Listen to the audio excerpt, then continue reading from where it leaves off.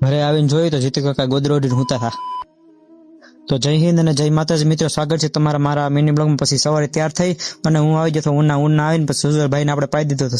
સા પીને સુજલભાઈ રાજી થઈ ગયા એટલે પછી આપણે એને ચડાવી દીધા બસમાં અને હું નીકળી જતો આપણે ત્રિકોણબાગે જવા માટે। અને ત્રિકોણબાગે પછી આપણા જોશીભાઈ આવી ગયા એટલે જોશીભાઈને રામ રામ કરી અને પછી બે બાકાજીકી બોલાવતા આવી ગયા આઈટીઆઈ અમે ગાયકા પહોંચી ગયા પછી આઈટીઆઈ વહેલા નીકળી ગયા એટલે સહીબાઈ કરી અને પછી હું જોશીભાઈ ગાડી લઈને આવી જતા ઉના જવા માટે બાકાજીકી બોલાવતા આવી જતા ઉના આવી અને પછી આપણે પોતાની બસ લઈ અને પછી આપણે નીકળી જતા ગાંગડા હાલીને પછી આપણે આવી જતા ઘરે પછી ઝટપટ આવી